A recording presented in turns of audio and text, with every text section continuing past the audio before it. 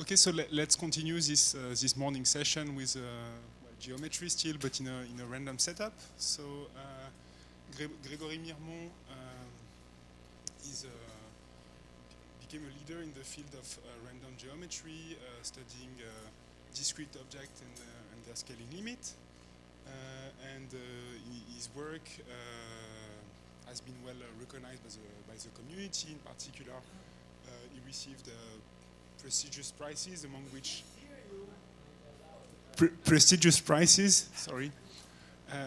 among which the prize of the European Mathematical Society in 2012, and more recently the Jaffe Prize of the French Academy of Science. So, thank you, Grégory. Thank you very much for the very nice introduction, and thanks a lot to the organizers. I'm really happy to speak here. So it's actually my second time in Brazil, and the first time was the occasion of a really fantastic summer school in Búzios around developments in probability theory in 2 dimensions. And it was organized by Vladas Sidoravicius, who passed away recently and suddenly. So, and it was for me, it was a very important moment, and it's really dear to my heart. So I'm going to talk about Brownian surfaces, in which is a topic of probability theory that is perhaps surprisingly growing in many different directions, of which that I certainly don't know all of them somehow. And the basic question is very simple. It is what is the meaning of a random 2-dimensional geometry?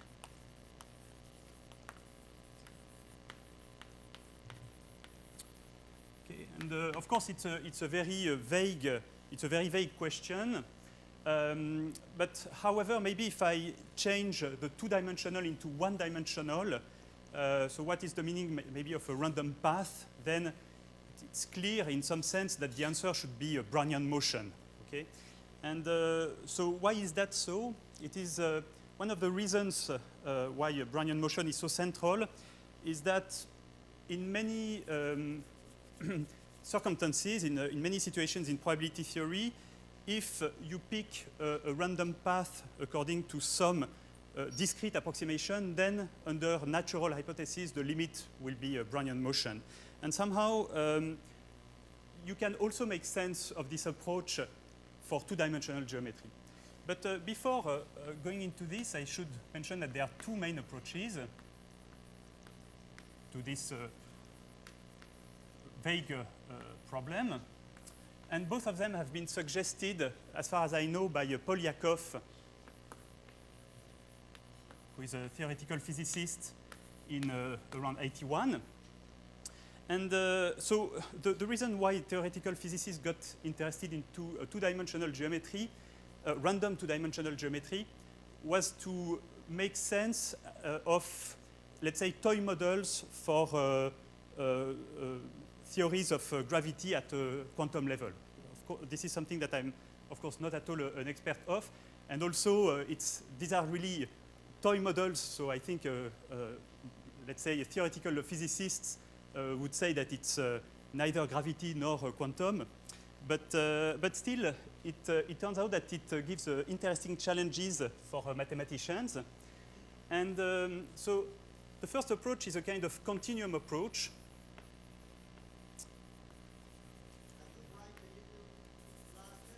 Sure. Let's say continuum approach. And let's say if you want to take a random, geometry, so maybe we want to take a random 2-dimensional metric in the Riemann sense, say, then you might want to take a domain in C, and then consider the flat metric and distort it by some conformal factor, e to the gamma h. And somehow what Polyakov argued was that if you want to make the geometry completely random in a nice way, then you should choose h, the conformal factor here, so should be a variant of the two-dimensional Gaussian free field.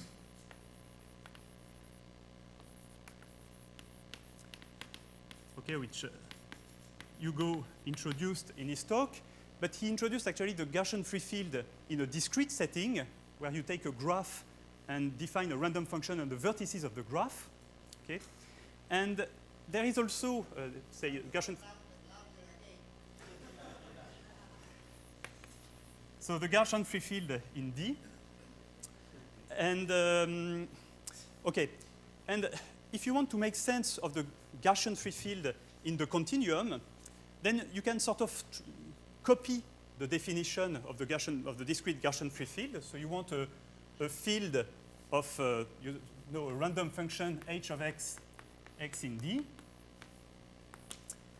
which is a Gaussian process, let's say centered, and in which the covariance between h of x and h of y is given, oh, hello, is given by the Green's function between x and y. Okay? It's mildly embarrassing. Okay. Okay, so where this is the Green's function,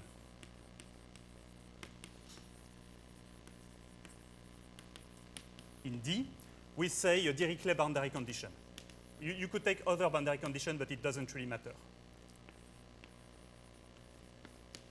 Okay. Well, the first problem that you encounter with this kind of approach is that, as is well known, the Green's function in 2 dimensions explodes on the diagonal.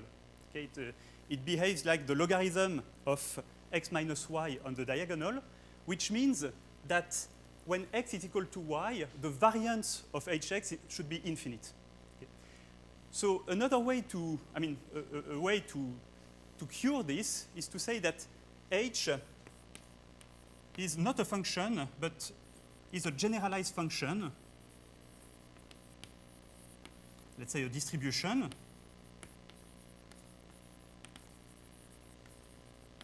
such that h tested against smooth functions is Gaussian.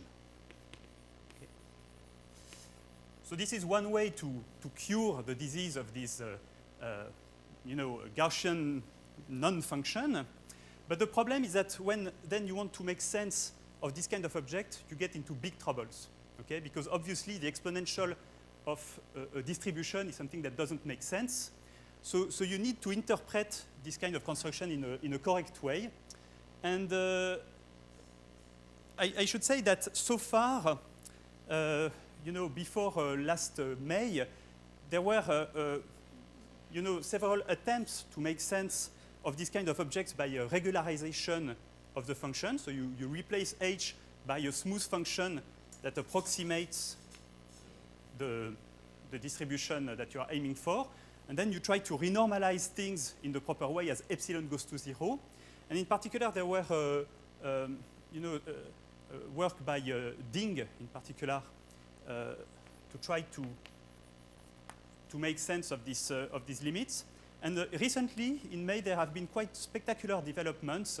So by 2 teams. So one is by Ding, Dubeda, I think Dunlap and Falconet. Should check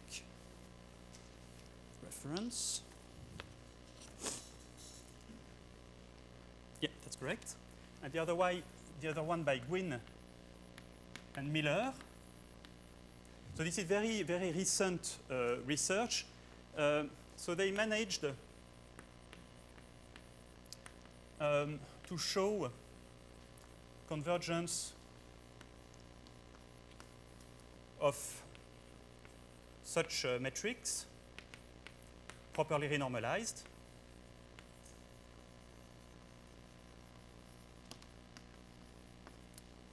to a limiting, I should say, random distance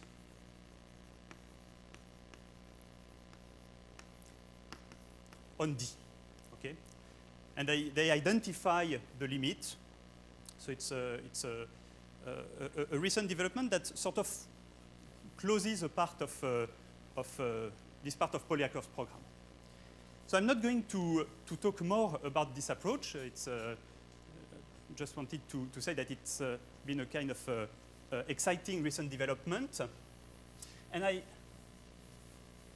will discuss a little more the other approach, which is the discrete approach, which is to replace smooth surfaces by discrete surfaces. Okay, so exactly in the same way that Brownian motion is the limit of random walks, of discrete paths. So one natural object, discrete object that could play the role of a discrete surface are maps. So these are not maps in the sense of an application from a domain to another one. It's not, let's say, a mapping, but it's a map in the, let's say, in the cartographical sense. And one way to define those, let's say that these are the maps that appear in the four-color theorem, if you like. One way to define those is as gluings of, let's say, a finite number of polygons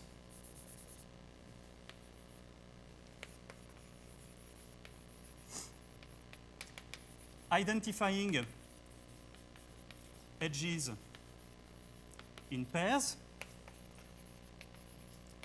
to create an orientable surface.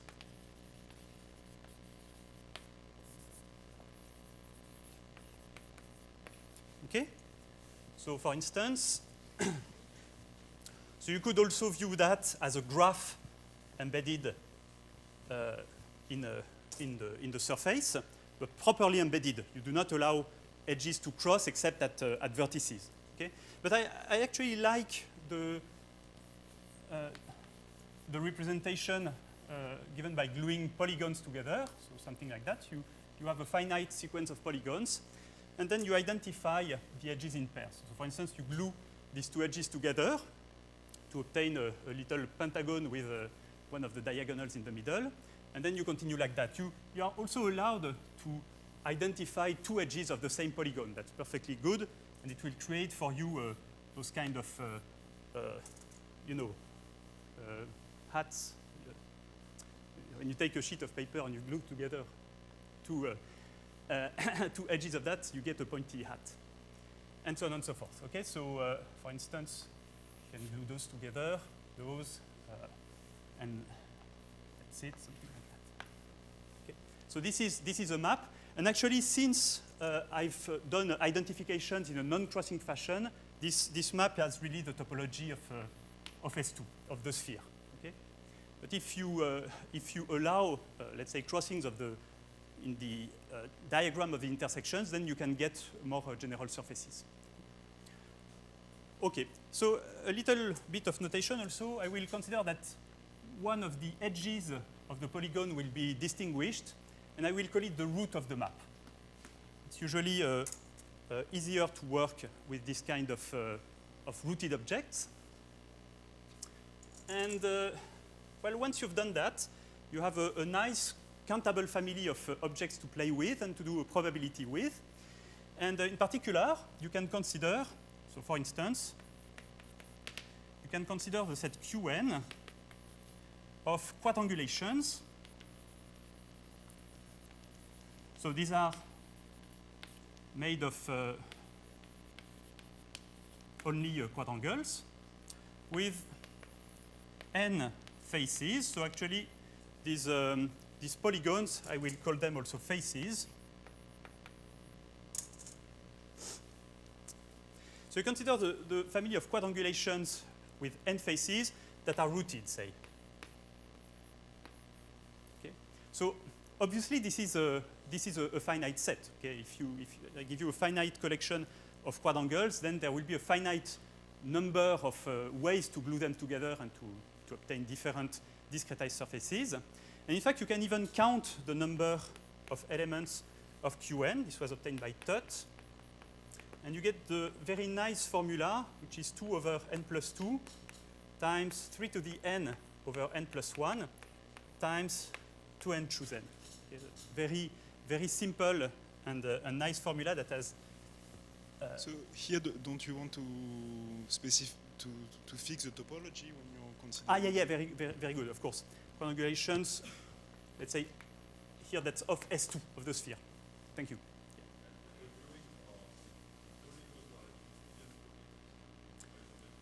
It doesn't really, it's topologic. Yeah.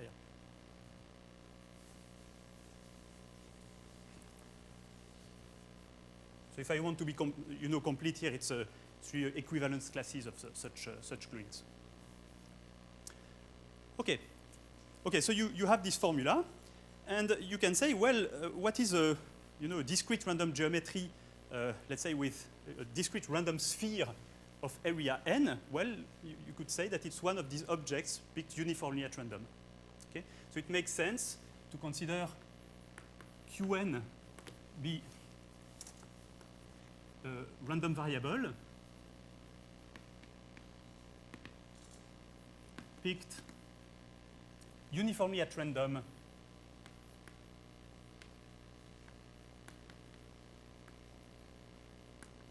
in Qn, and this will be my random discrete surface.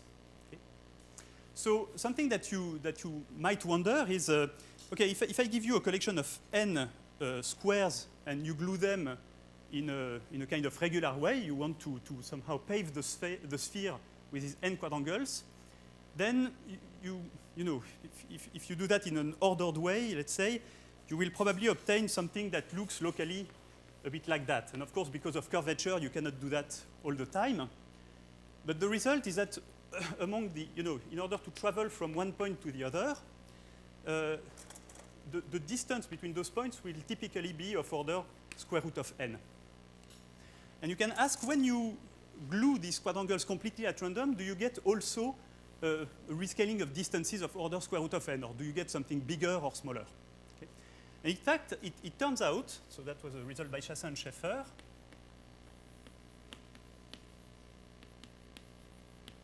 that if you consider the graph distance between two vertices u and v, which are, say, uniformly chosen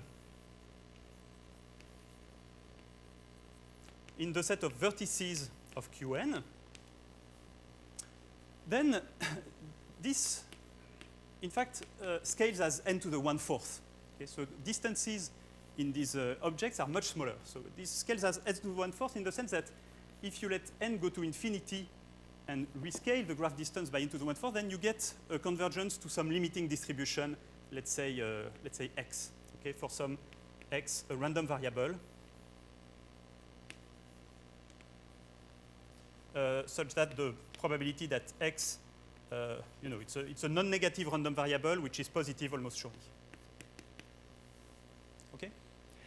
Okay, so what does it mean to converge in distribution if you are not familiar with that? It just means that the probability, okay, so xn converges in distribution to x, just means that the probability that xn less than x converges to the probability that x is less than x for every x, let's say, if the limiting distribution does not have atoms. Okay, so it's a convergence in the sense of the central limit theorem, if you like.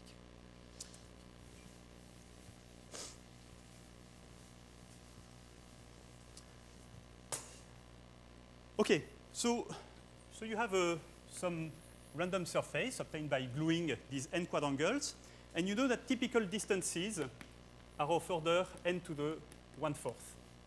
And you can ask, can you tell more about this object? And can you prove a global scaling limit of this object, not only of distances of between 2 points, but between more general families of points? And indeed, yes. The graph distance, so sorry about that. So the graph distance, so d graph of uv is the minimal length of a path from u to v, where by length I mean the number of edges in the path. Okay? Is that clear? Okay. Okay, so the theorem that was proved by Le Gall and myself, we actually gave two different proofs of this result, is that if you consider the set of vertices of Qn as a metric space and we normalize the graph distance by n to the 1/4, then this actually converges in distribution as n goes to infinity to a limiting space, let's call it SD. So this is in the Gromov-Hausdorff topology.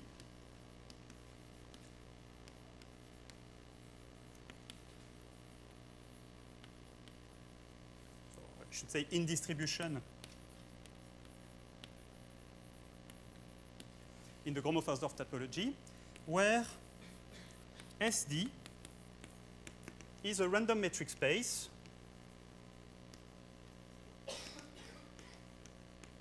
it's called the Brownian map, or I should say maybe the Brownian sphere. It's a random metric space that is almost surely homeomorphic to the sphere, so such that SD is homeomorphic to the sphere S2 almost surely. And this is actually, this part of the result is due to Le Gall and Paulin. Yes? No, it's the graph distance between the set of vertices of Qn. Okay, so I have two vertices of Qn. I take the minimal length of a path between these two vertices, and that's the graph distance. Okay. Actually, I was asked already if, you know, if I'm doing Euclidean polygons or something like that. The answer is that it does not really matter. You could take other notions of distances here instead of the graph distance. So you could indeed take dual graph distances. You could take the Riemannian metric induced by the gluing of Euclidean polygons with equal sides, and the result would be in fact the same, except maybe up to a global scaling constant here. Okay? This part, I mean, what I've just said is not at all a trivial result, but it's a consequence of a recent result by Nicolas Curien and Jean-François Le Gall. But the message is that this is not part of this theorem. I should say that Le Gall's theorem is slightly more general in the sense that it does not only deal with quadrangulations, but with more general families of maps, typically P angulations, so gluing of polygons of equal sides, where P is either 3, so triangulations, or an even number bigger than 4. Okay? There are mild technical complications for P odd and bigger than 4, so it's. You should also think of this theorem as being a robust theorem. Okay? It does not really matter what kind of family you consider here, and I'll come back to that in a second. And also, you could play a little around with this notion of graph distance. There is nothing special about the graph distance here. Okay, and I should say, so the Gromov-Hausdorff topology, I'm not going to, to give a precise definition of what it means, but it's a nice way to consider convergence of metric spaces, or let's say compact metric spaces in an abstract way. Okay, so what this means is that if you choose you can choose a big metric space and isometric embeddings of those spaces in such a way that these converge to the limit in the Hausdorff sense. Okay? So meaning that you can actually build all these spaces on some big metric space and on the same probability space in such a way that these quadrangulations approximate the limiting metric space. Okay, so somehow this also answers, this gives a nice answer to this discrete approach, because you indeed get a random surface in the end by discretization. Of course, it's an important question whether these two approaches give the same result. And I should mention here the result, the work by Miller and Sheffield. Proved the equivalence of these 2 points of views.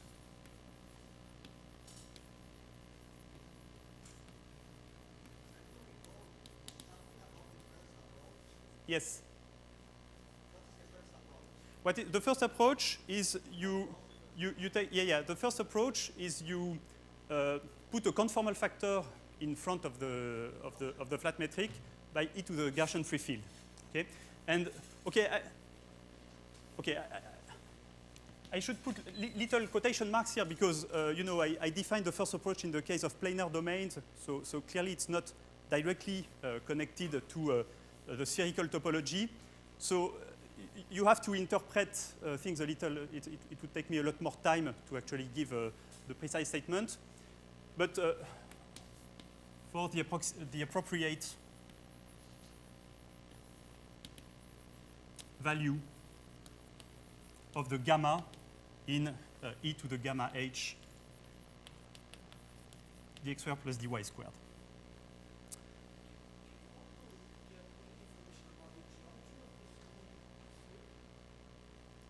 Okay, so first of all, we get topological information.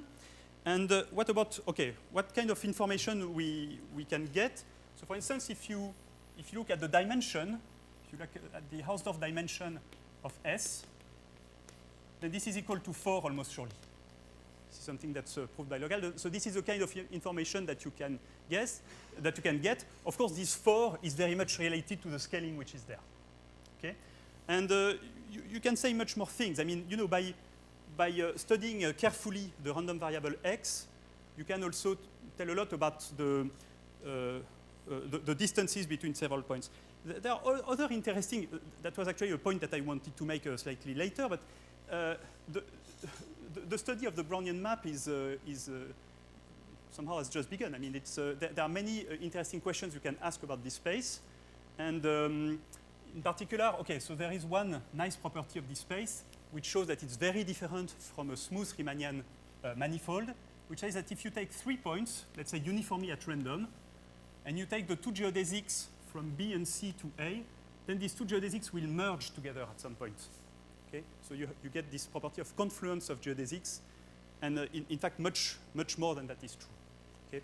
So somehow you should picture this Brownian map as a the geodesics somehow are regions of very low, say, minus infinity curvature, and they are surrounded by peaks that are extremely thin and that, let's say, with infinite positive curvature, and that create this anomalous, say, dimension. But of course, these are not the only questions that you can ask about the Brownian map, and there are many others.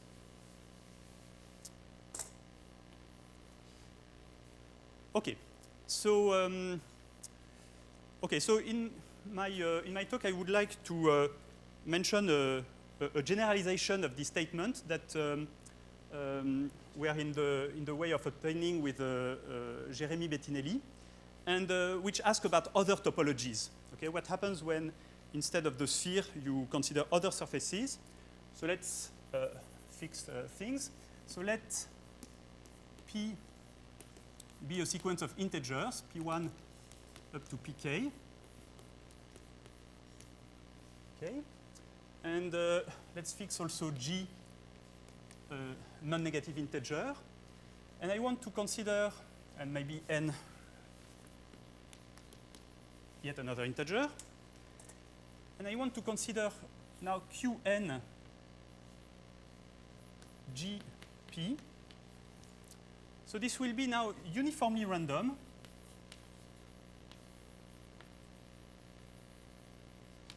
In the set of maps with, let's say, n quadrangles and k faces with degrees,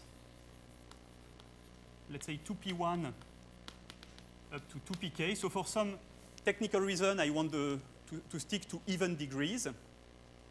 And in genus G. Okay, so I want the map to have the topology of the connected sum of G tori. Okay. Okay. So this is, so what do I want to? I want to consider this map, if you like, as a discretization of the connected sum of G tori, but maybe with faces that can have arbitrarily large degrees that I want to view as holes in the surface. Okay? So it's a natural discretization of the surface of genus G with k holes.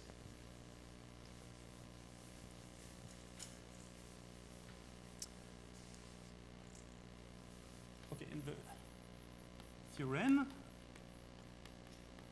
by Bettinelli and myself, which is in preparation, is that if P is itself a sequence depending on n, such that P divided by square root n converges as n to infinity, it goes to infinity, to L1, L2, up to Lk, which is a sequence of non-negative numbers to the power k. So I want, if you like, the boundary sizes of the holes to be of order square root of n, where n is the total area. Then I have a similar statement saying that Qn Gp with the graph distance we normalize by n to the 1/4 converges in the same sense to a limiting space that I want to call maybe SGL.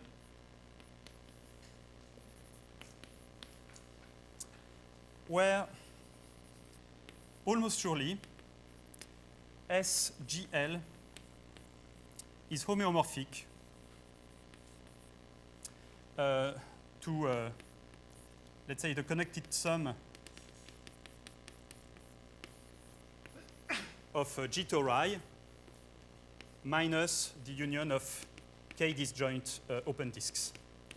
Oh, actually, this is minus the union of k prime disjoint open disks, where k prime is the number of I such that Li is strictly positive, meaning that if I allow one of the lengths of the holes to be of order less than square root of n, so if one of the limiting Li's is 0, then in the limit, these holes shrink to points, and they just disappear.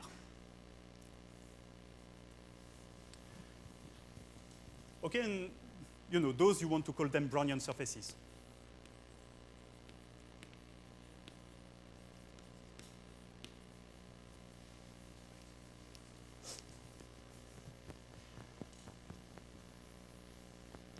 Okay, so now in the remaining part, I want to give some ideas of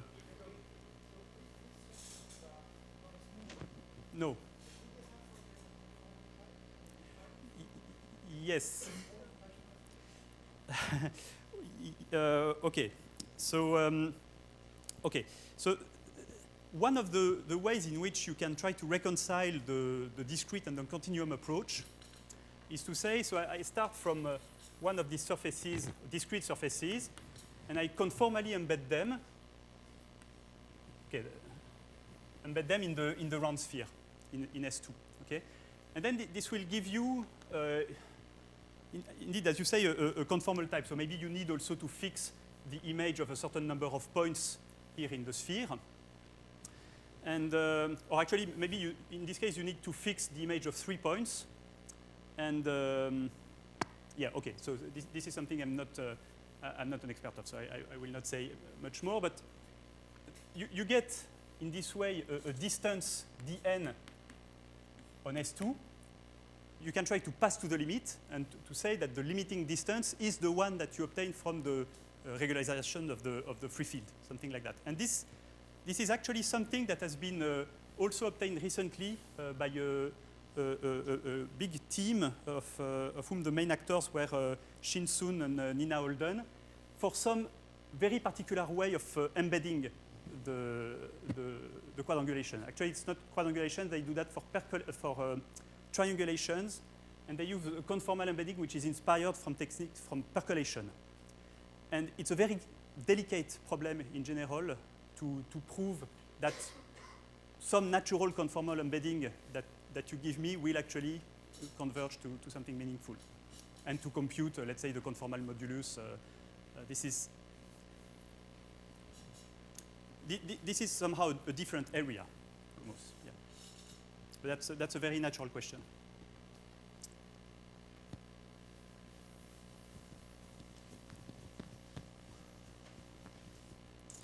Okay, so okay, maybe some more. Yeah.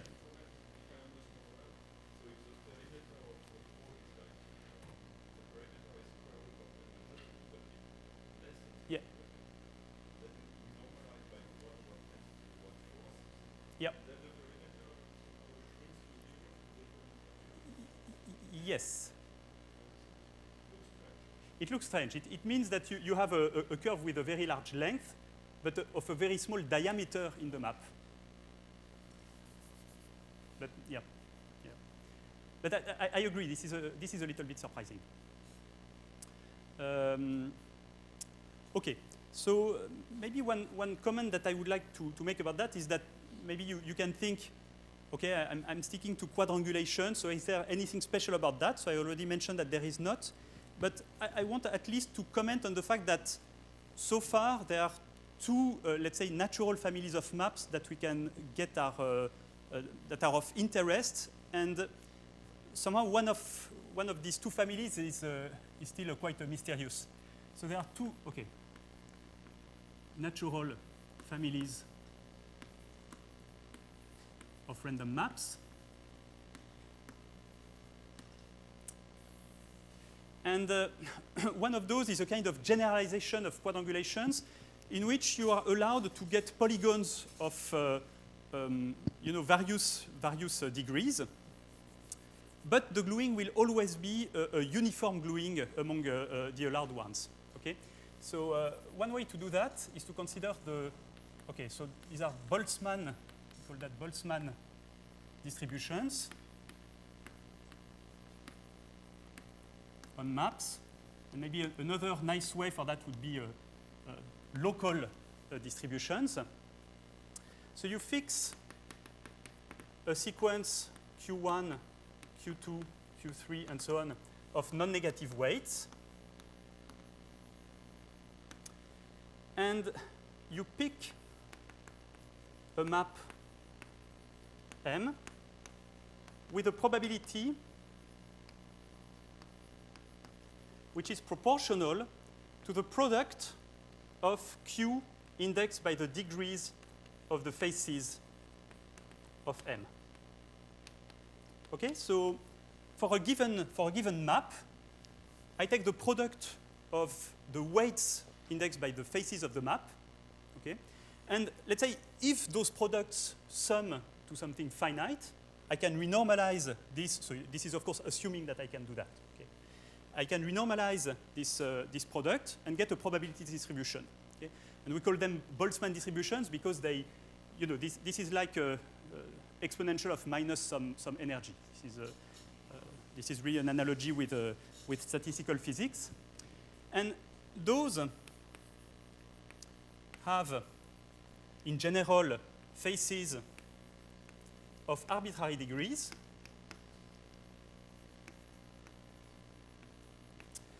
But given the degree sequence, given these degrees, the gluing is always uniform.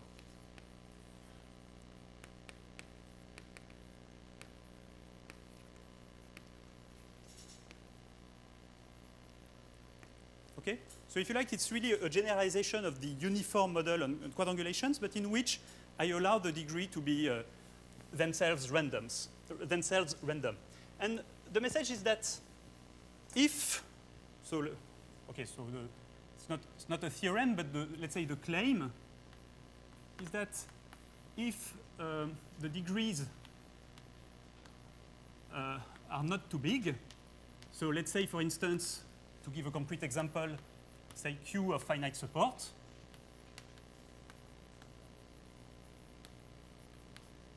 then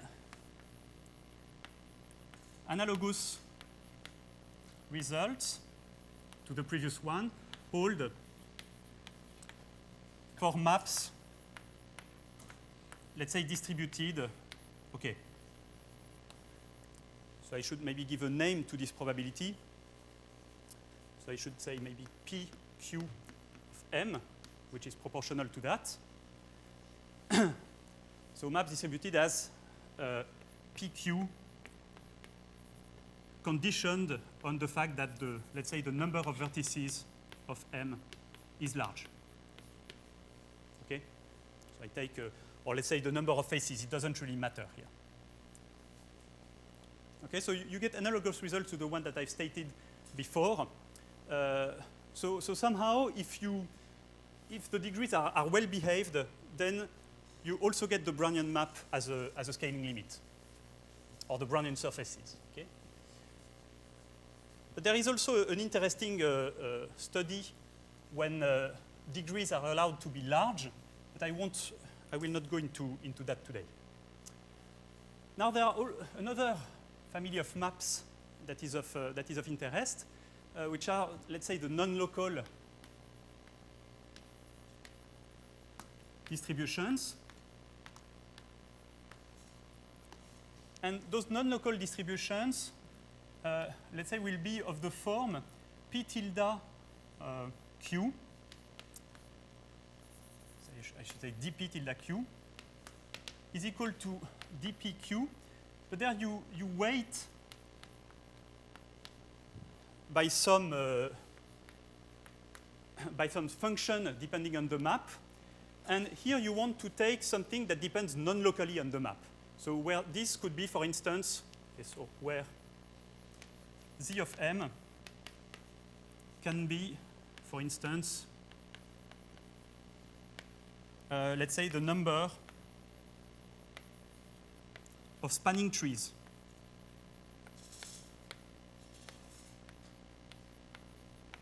On M. Okay, so you take something that depends on the map in a very non-local way, and you weigh according to this number.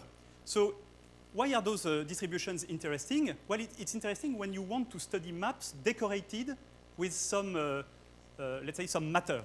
Okay, and one possibility is to take, let's say, the spanning trees on M, or to take models from statistical physics.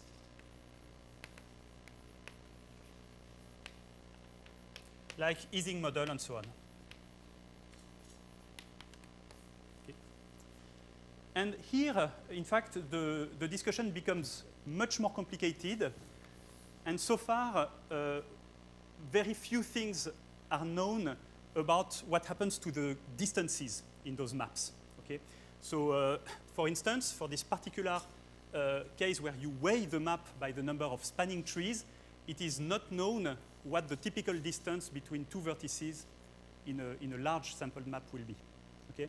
And in fact, it is conjectured that the limit will be given by these, Polyakov, let's say, distance functions defined by regularization of the Gaussian free field for various values of gamma. Okay? And somehow there is only one value of gamma for which the situation is well understood, and that's for these local models of maps.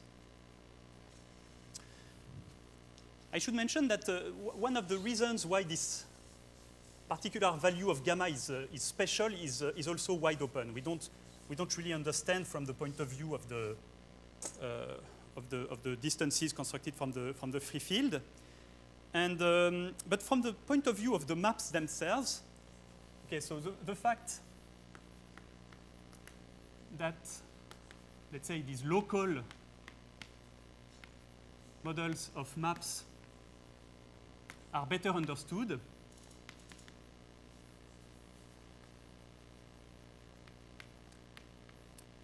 come from the fact that they have many connections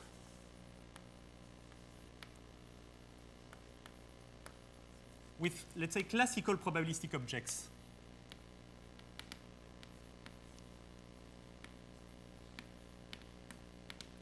And what I mean by that is that behind these Boltzmann models of random planar maps, you have naturally encoded objects like random walks, branching processes,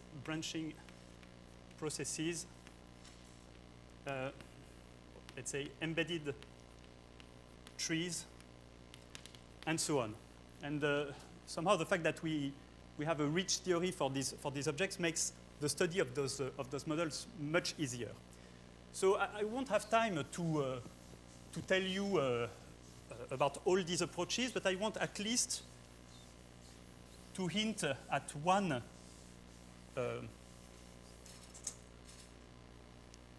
of these occurrences, and actually I had a little 2 which was about Brownian surfaces, but I forgot to write it down, so now I have a little 3,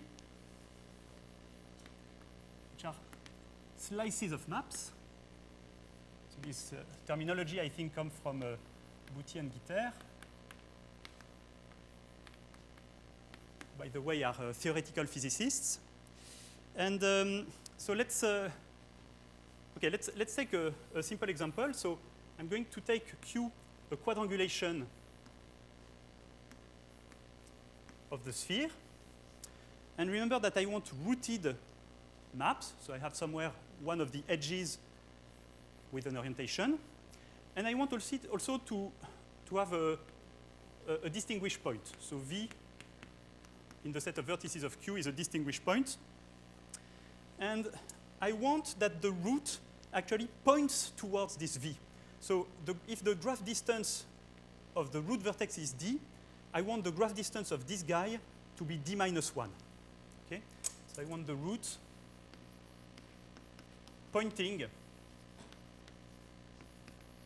towards V. Okay, so if this is so, then I can consider a geodesic path starting from the root edge, using the root edge, and then turning to the left as much as possible. So this is going to be the leftmost geodesic. Sorry for writing very small here. Okay, so this is a leftmost geodesic in the sense that if you take any path that goes more to the left, then it cannot be completed to a geodesic towards V. Okay? Certainly it's possible to construct such an orange path. And I'm going to do something a little violent. I'm going to cut this sphere along the geodesic. Okay, so I'm going to cut it open along the orange curve. And that's going to, okay, so what colors do I have? Okay. That's going to create, let's say, it's going to double the edges along this geodesic. So remember that here I have some squares in the map. And the picture that I get in the end is something like that. I get a slice made of 2 geodesics. And here you should understand that the squares sit in the middle with 2 distinguished points. Here I have the root, and here I have the target vertex V. And this green geodesic has the property that it's not possible to shortcut it to the left. This is not a geodesic. So those are what Boutty and Guiter call slices. And it turns out that these slices can be decomposed in a very elegant way that, when interpreted in terms of probability, gives a very deep links with branching processes. So okay, I'm going to describe that very quickly. So first of all, I'm going to change a little bit my convention, and shift all the distances to V by minus D. So this is going to be actually distance 0, and this is going to be distance minus 1. And this will have distance minus D. Okay, so somehow, starting from the root, I encounter vertices that are distance minus 1, minus 2, minus 3, and so on. And same on the other side. Okay, so let's keep the same colors.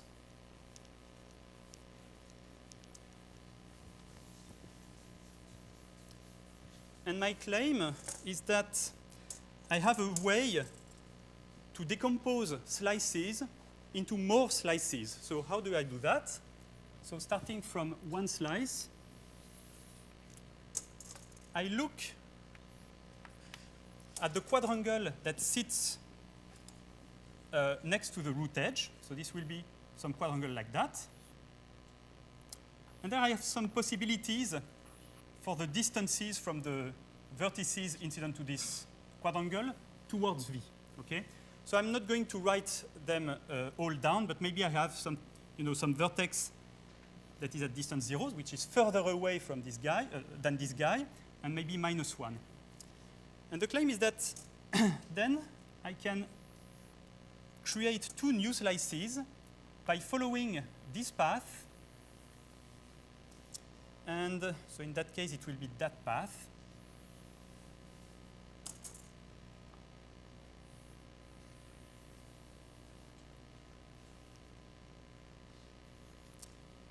And now what do I get? I get an edge from the bottom vertex to the top vertex, and I get one slice on this side and one slice on the other.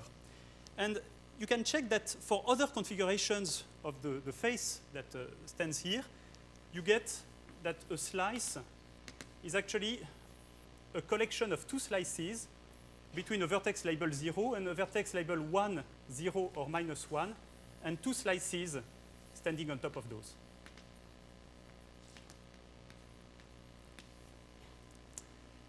Okay, so sorry, maybe it's a little bit cryptic stated in this way, but this is actually a very important property because when interpreted, this is a kind of combinatorial decomposition, but when interpreted in a probabilistic way, it says that when you decompose a slice according to one of these geodesics, you get two independent slices.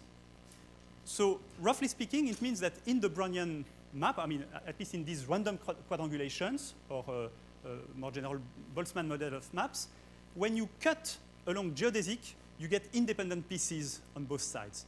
And this is really the key property that makes things work, because as Hugo was saying in his talk, you are happy when you get independence in probability. Or maybe not always, but in this case, you are very happy with that. Okay, so maybe just to finish, we can actually use these slices, somehow knowing that these uniform quadrangulations converge to the Brownian map, you can get an analogous statement saying that discrete versions of slices that I described here converge to a continuum version of the Brownian map cut along a geodesic. Okay? And you can use these pieces to build the more general families of quadrangulations that I've been considering in the theorem with Jeremy Bettinelli. And I will just give one example. When P, so the set of perimeters of polygon is just equal to P1, so I just have one polygon, and G is equal to 0. And the claim is that you can actually construct this object, I mean, a quadrangulation with a perimeter 2P1 and with n quadrangles in the following way. You take a path of length 2P1, and you take it, let's say, uniformly at random. It's a lattice path that goes up and down by plus or minus 1. And what I'm going to do is, on top of every step going up, so let's look at the steps going up, there are those ones, I'm going to draw a slice. Okay? So maybe something like that.